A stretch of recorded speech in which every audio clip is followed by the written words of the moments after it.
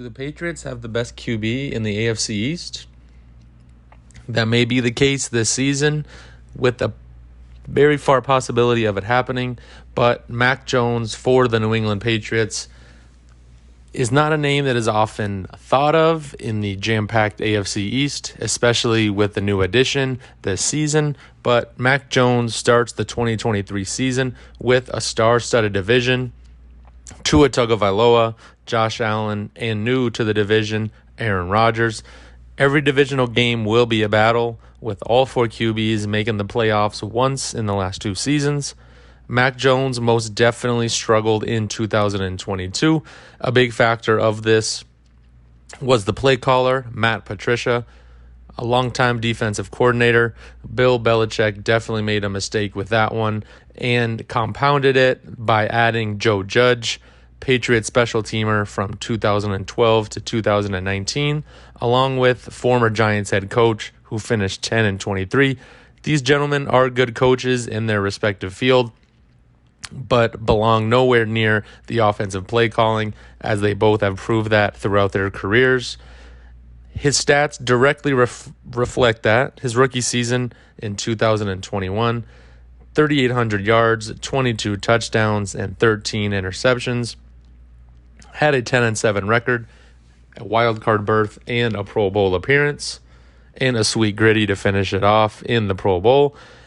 And in 2022, with no true offensive coordinator, battled injuries, faced the backlash from the New England faithful, did end up with a shade under 3,000 yards, 14 touchdowns, 11 interceptions, and a 6-8 record in games that he did start. Definitely not the ideal season that he would have wanted. And that problem has been remedied, thankfully, this year for Patriots fans, the offense, and Mac Jones. New offensive coordinator was hired by Bill Belichick this offseason.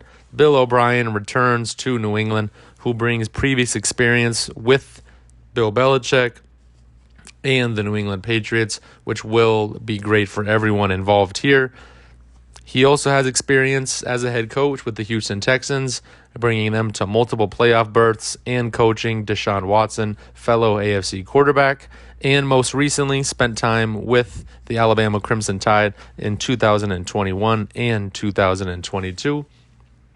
Bill O'Brien will get the best out of Mac, and there definitely won't be an outburst like he had on the sidelines last season. Bill O'Brien, regardless of how his tenure ended in Houston, he did have dynamic offenses and brought the Texans to the playoffs where they haven't traditionally been before. The Patriots also made some moves for the offense to improve in the offseason. A great under-the-radar signing to improve the pass catchers, Mike Gesicki, had an efficient season last season, 32 receptions, 5 touchdowns, and one of those being in the postseason, which is where the Patriots will hope to be this year.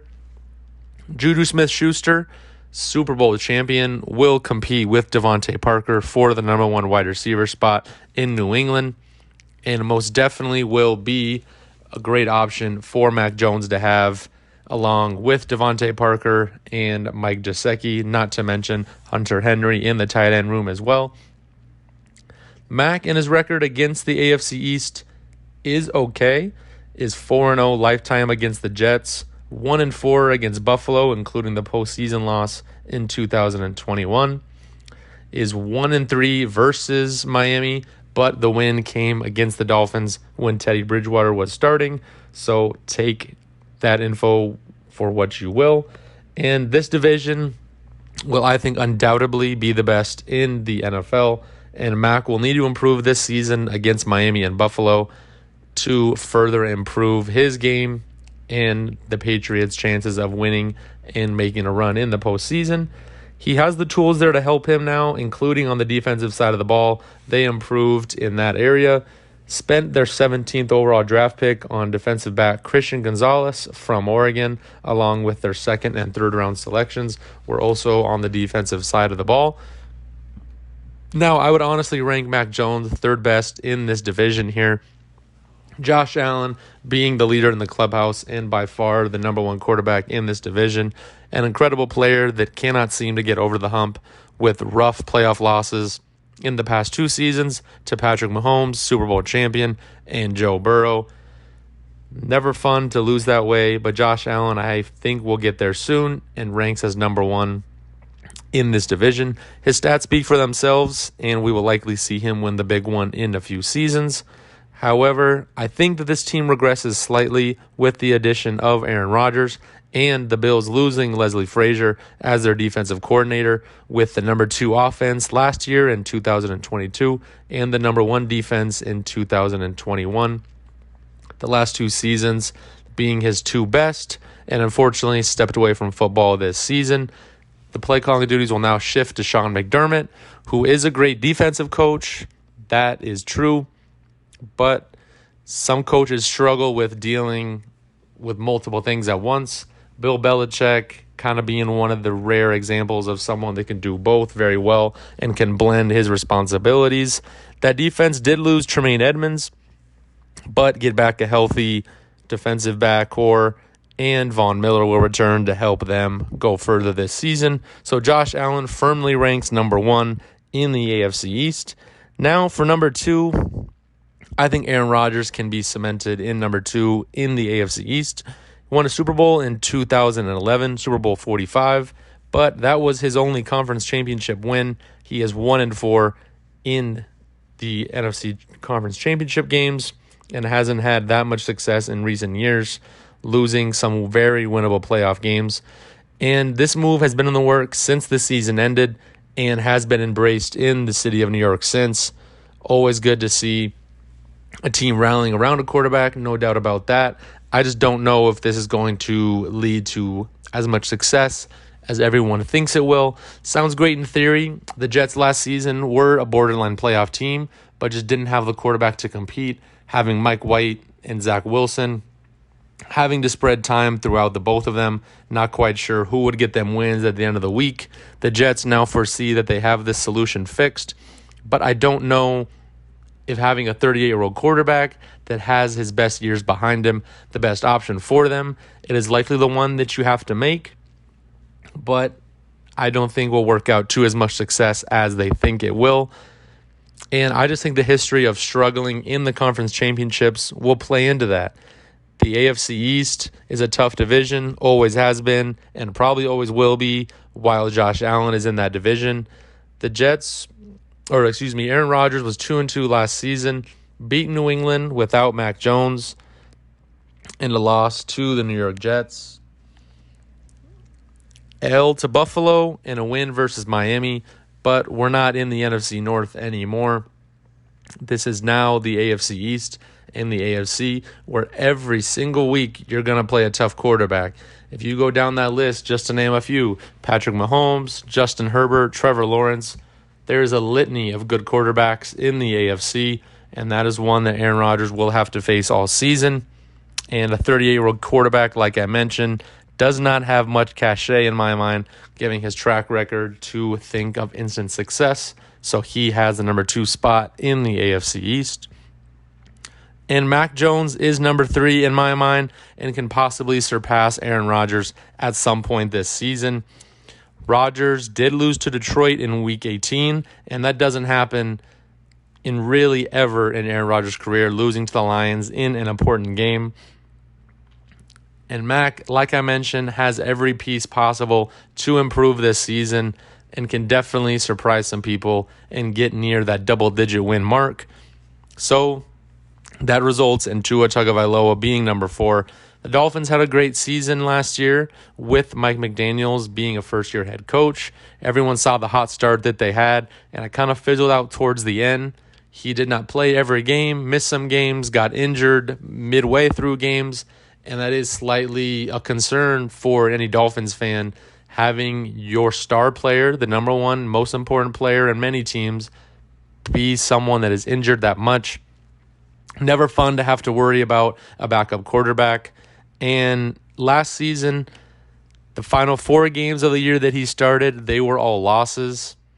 San Francisco was a loss to a playoff team. The LA Chargers was a loss versus another playoff team. The Buffalo Bills, a division opponent, was a loss. and Green Bay was a loss. Who he's going to play this season twice against Aaron Rodgers. And the Dolphins still lack a major running back threat. Now there is rumors that Dalvin Cook may get cut and head to the team. Whatever the case may be, I don't think that his skill level is enough to be able to sustain a second season. And the injury threats are always going to be a concern for the Dolphins and Mike McDaniels. And I think everyone in that room knows that, as there was rumors, unfortunately, that he may want to consider shutting down football and ending his career there. Never fun to hear that. So let's dive into the schedule here for the Patriots this season. The schedule will get released today on May 11th here, so don't have the exact weeks and the way the schedule is going to be set up, but we can see who they are going to play this season. We'll start with 6 games against their division opponents. Let's say that they lose both games to Buffalo, they beat Miami once, and they beat the Jets once. That brings them to a record of 2-4, and who knows, maybe things can go in their favor and get a 3-3 record. So we'll break down the home games first. Against Indianapolis Colts, a rookie quarterback likely starts for them, Anthony Richardson, and a brand new head coach. Bill Belichick does not lose to rookie quarterbacks, and he does not lose to first-year head coaches. This is going to be a win for the New England Patriots. At home against Kansas City, Patrick Mahomes does very well against Bill Belichick, and I think that's going to be a loss for them, unfortunately. Another home game against the Chargers. I don't think Brandon Staley is a good coach. Bill can outcoach him, as evidenced by the bad performance that Staley and that Chargers team had in the playoff game against the Jacksonville Jaguars. Can happen when you're that level in the postseason. So Bill will be the better coach here and will be aided by a better offense this season. A home game against the New Orleans Saints. Derek Carr is not beating the Patriots. I will take the New England Patriots in this one. Another home game against Philadelphia Eagles. Represented the NFC last year. I think it is a loss for the Patriots.